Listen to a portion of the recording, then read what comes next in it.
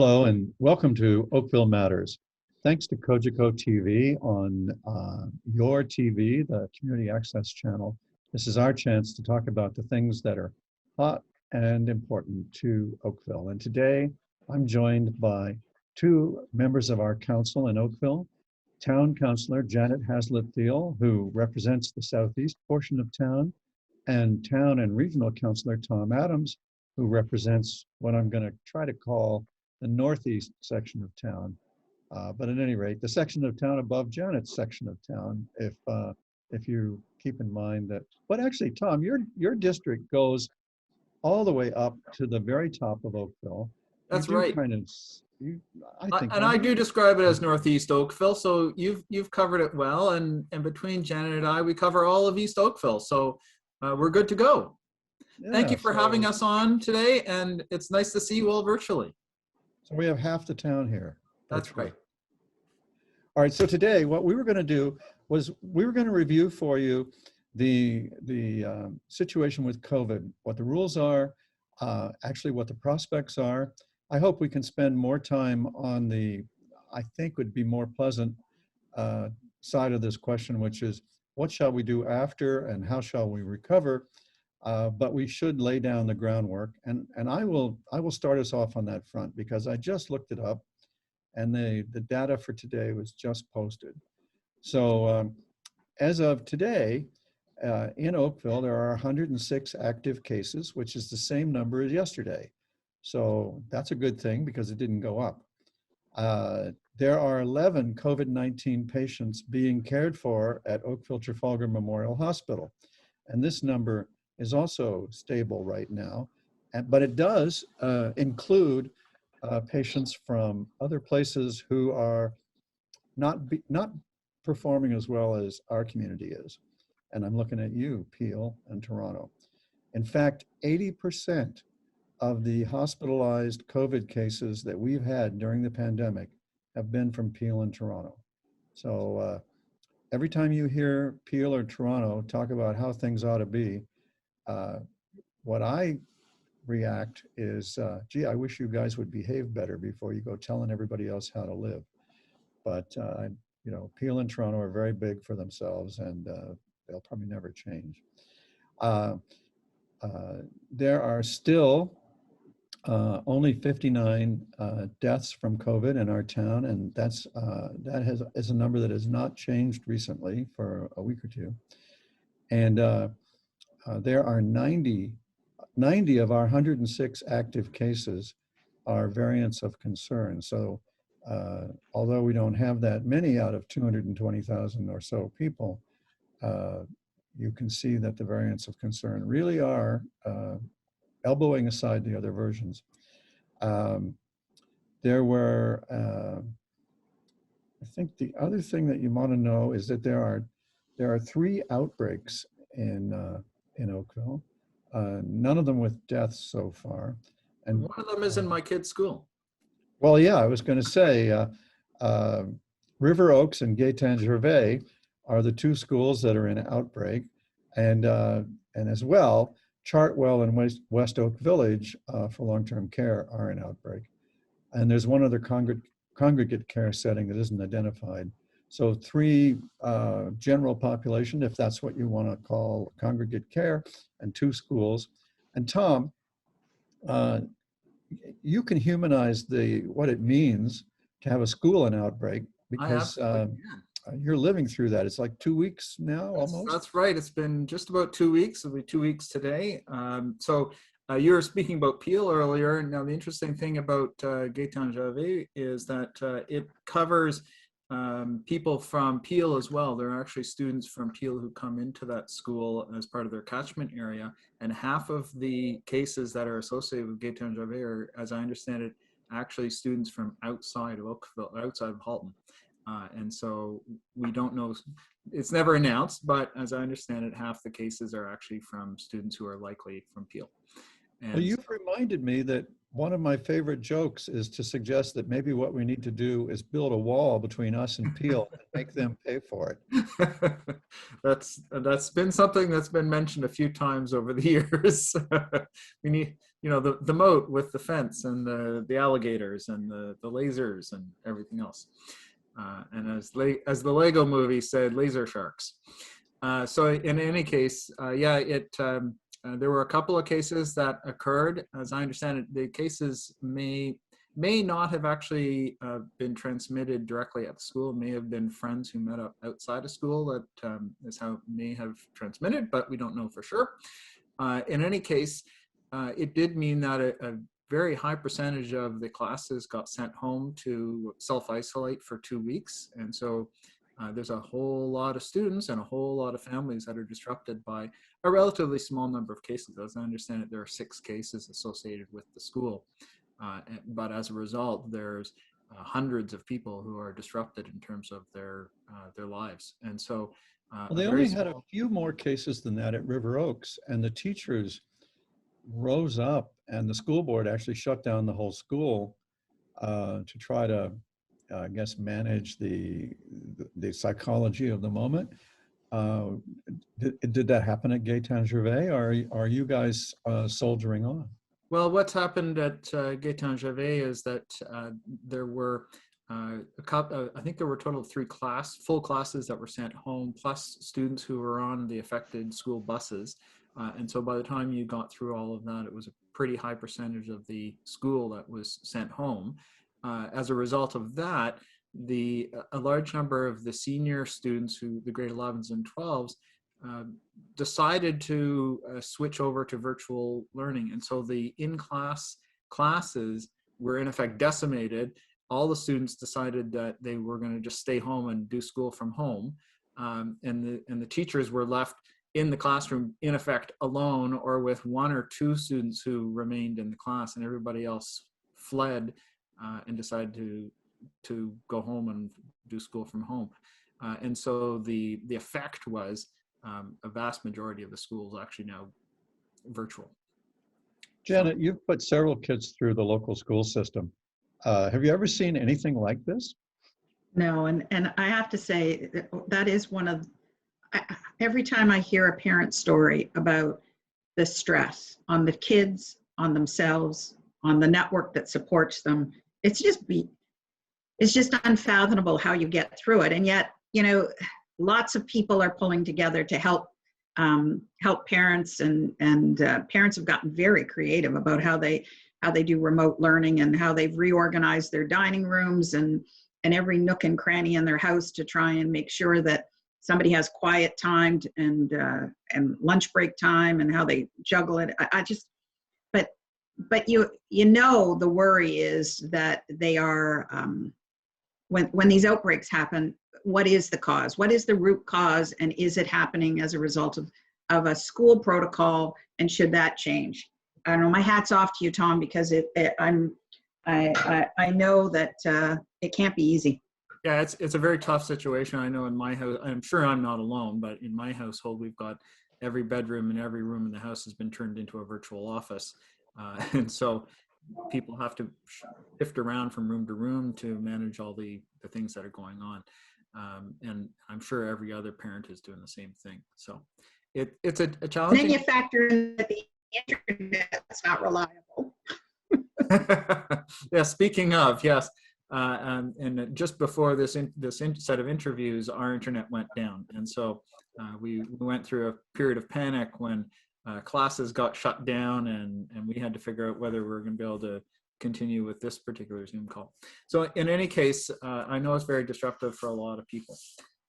Rob, you were speaking about the numbers that we've got both in throughout Oakville, really. But in terms of the Halton numbers, the Halton region numbers, we just crossed the threshold recently, which was that we've now had 10,000 cases in Halton since this pandemic began. And we've had just under, I believe, 200 fatalities as a result, deaths because of it. And so 199.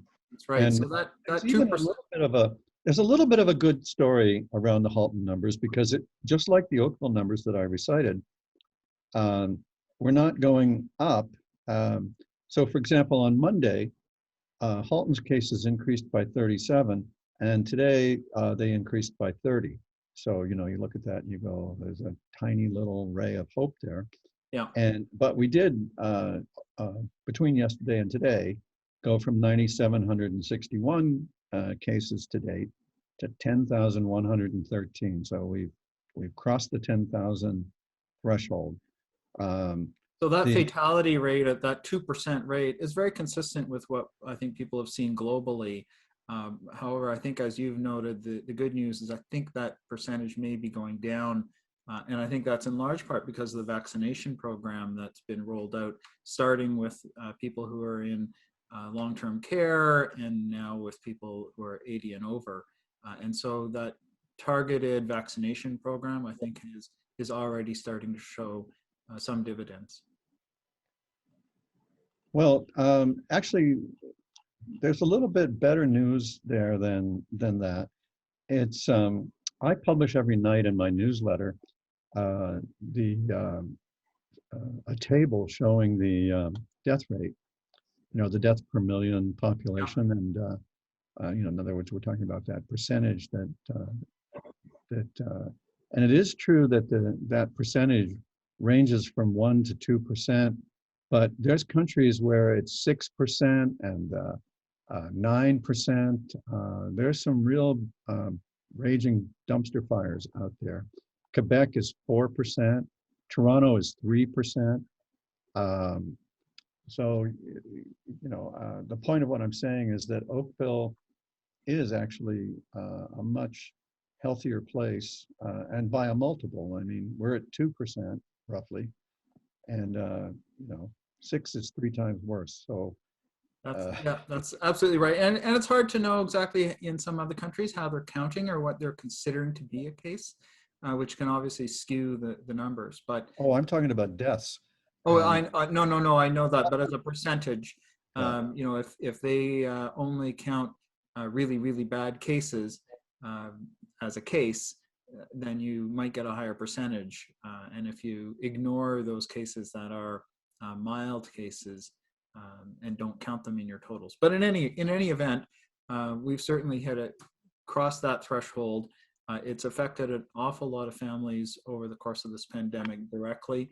And of course, it's affected everybody indirectly, one way or the other. Well, now, the numbers people would rather hear about probably is, what does it take to get out of red and into more freedom, a freer color? So apparently orange is a freer color than red, then yellow, and then green. Yeah. And I'll turn to you two to describe what those thresholds are that we're trying to get down to. And I will tell you, from looking at our progress over the last year, I would say we got another 2, based on where our numbers are today, I think we got another 2 weeks at least in red, and probably longer unless we can improve our behavior a little bit, because the behavior pieces that drive infection are not the infection numbers, the reproduction number, the rolling average of cases per 100,000. These are the ones that have been very sticky and not coming down. They've been more like ping-ponging between 1 and 1.2, and we need to be under 1. And so, Rob, the variants of concern that you spoke about earlier are really the wild card here. We recognize that the variants of concern have a reproduction number that's much higher than the original variant or the original COVID-19 that we have been dealing with. Well, if more of us stay away from each other, it has a reproduction number of none. And the point is behavior. Yeah. You know, and the difference between Toronto and Peel on the one hand and Oakville on the other is better behavior in Oakville. We just need to get our community to, you know, we just need a tiny bit better behavior. We need a little bit better.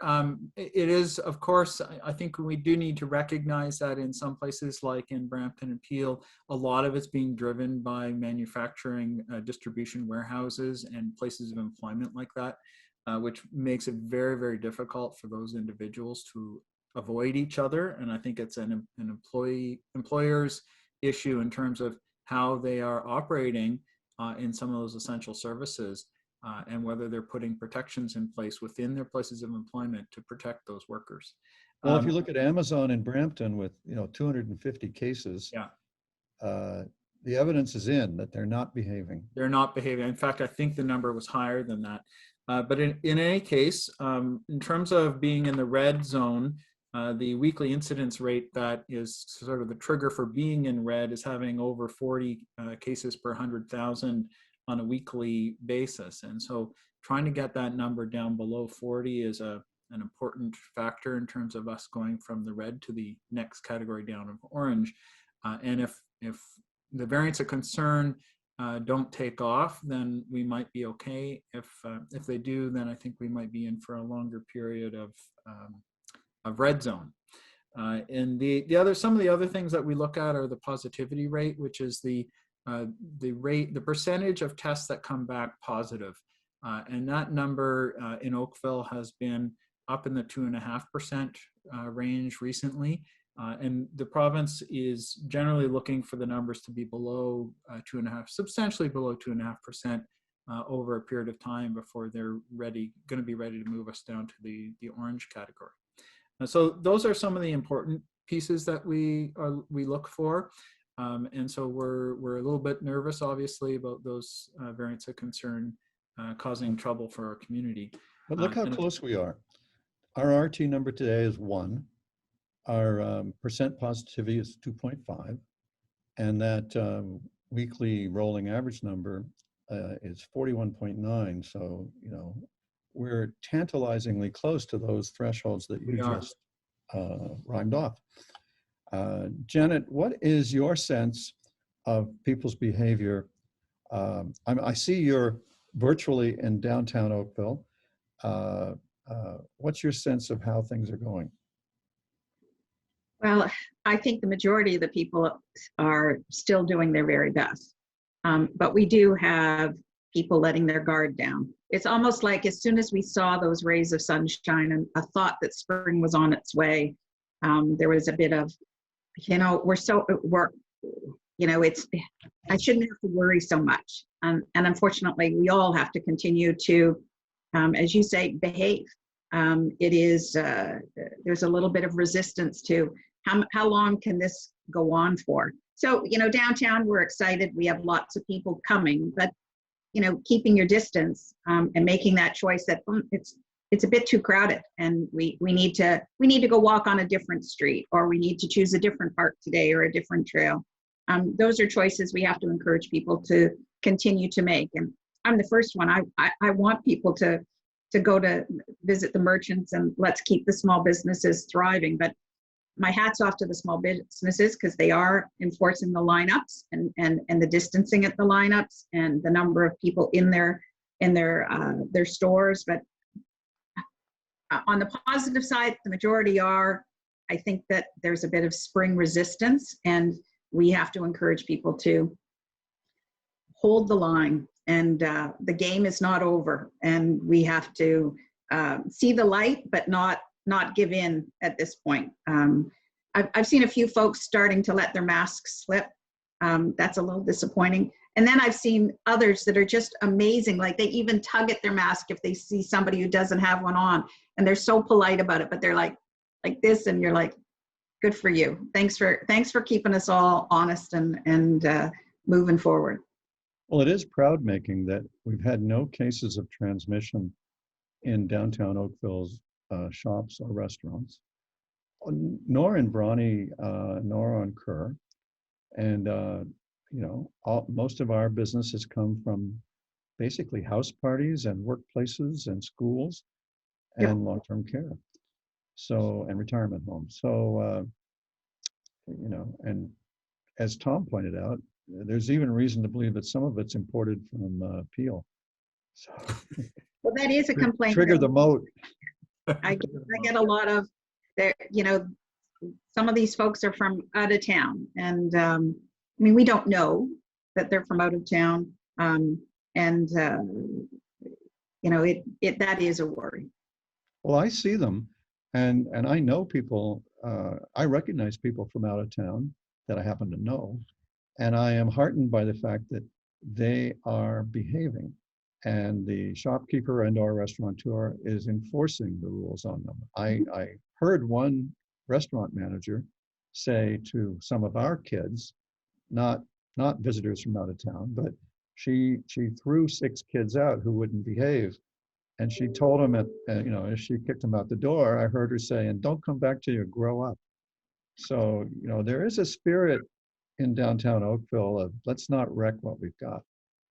So it does make me proud. Hey, Rob, we should really talk about that vaccination program, speaking of growing up and getting big, because this program is probably the most exciting thing that's happened to any of us over the last year, and gives us all some glowing hope for the future in terms of where we might get to and to be able to rebuild after all of this is done. You're right. And it's gone very smoothly here. You, as a Halton person, you have to, because you and I sit on Halton's council as well as the local council. We are proud of the fact that our website and telephone system, neither one crashed. And Sunday, the province announced that theirs was stress tested and couldn't fail. And of course, it did on Monday on both counts. So, and we were early too. And we were early, so that's all good. The difficulty is, we have not, this medical advisory table at the province, which allocates the vaccine, has not given us our fair share. And I heard this morning from Halton Region Chair Gary Carr that he and Durham Region Chair John Henry have had a spirited conversation with the Premier about from now on treating Durham and Halton equally to Hamilton and Peel and York and Toronto. And let's hope that they finally actually give us our fair share, because we have the capacity to deliver far more vaccines than we've been given to distribute. That's right. And so the vaccination clinics that we've now got set up are the beginning, and they've been going very, very well. We've had an incredibly good pickup in terms of the number of seniors who have signed up for their vaccines. In terms of the 80 plus age group, it must be, it's got to be practically 100% of the over 80s, don't you think? We are getting very, very close, maybe not quite 100%, but certainly when we talk about the need to get to about 70% vaccination to get herd immunity for the 80 plus age group, I think we have actually already met that target. For sure. In terms of the region estimates that in Halton there's 20,000 80 plus. Yeah. We've had almost 18,000 register, and some of them must have already been vaccinated in their long-term care and retirement home settings. That's right. So in terms of the 80 plus age group, we've certainly hit the target in terms of herd immunity needs and once they all get their vaccines. But in terms of the sign up, we've hit that. Now, in terms of the rest of the population, getting the 70% plus herd immunity is still a task ahead of us. And it's one I think that we're well positioned for, but we need to make sure that we tell our friends, tell our family that we're going to go get our vaccines when it's our turn. And when you've got your vaccine, tell your friends and family again that, hey, I got my vaccine shot. I think you should too. Breaking down that barrier for anybody who might be on the fence or slightly hesitant, it's really important that people make it part of the normal discussion, and it's a normal thing to do to go get your vaccine. All right, well, I give you my pledge right now that when I'm finally eligible, I'm getting the jab. And what about you? Absolutely. I'm probably farther down the listing in terms of the phasings, but the phasings are coming along. And Your Worship, I understand you'll be in phase 2, not phase 3. And so you might be getting yours pretty soon. So there's some good news there. I had a good discussion with an employer just the other day about them. They're an employer who provides industrial components, and they are in a position where their distribution system makes it hard for them to have their employees physically distanced from each other. And he was very eager to try to help his employees get vaccinated early. And so fortunately, his employment category would put his employees into a phase 2 categorization. But that being said, they're probably not until the end of the phase 2, bringing them towards sort of the June timeframe when they would be eligible. But for You make many a others, point. There has been a constant evolution of the vaccination scheme, so that it's not just age oriented. There's various degrees of essential people also in these early stages, and that has been evolving week to week as well. And Janet, we've got I am getting, and are you getting, as many inquiries about how come our drugstores don't have it and other places drugstores have it? So it's probably one of the primary questions over the weekend and early days this week, where why is AstraZeneca and why Kingston or why Toronto? And we explained to them about the higher rate of incidence, and it's a provincial decision. Would we love to have our pharmacies up and running? Yes, but it's a provincial choice. It does help us in some regard, because making other people healthy and doesn't hurt the overall outlook for Ontario. But it is frustrating, because a friend tells a friend tells a friend, and they think, oh, this pharmacy in downtown should have vaccinations. And it's what I always say, it's the risk with social media is the plus. The plus is it gets information out, but sometimes it's not accurate. And we do not have pharmacies in Halton, as you know, at this point authorized and having a supply of vaccinations. But my understanding, even though I'm a town councillor, is that that will happen most likely in phase 2, and we will shout it from the rooftops when we have that available for people. Well, Janet, town councillor, excuse me, Tom. Sorry, Town councillor or not, Janet, you've managed to have the last word. And I want to thank you both for joining us today. And I want to thank you for watching. And I hope that you'll let me know, mayor@oakville.ca, if there's a topic that you need covered in depth like this. Thanks very much for being with us. See you next time.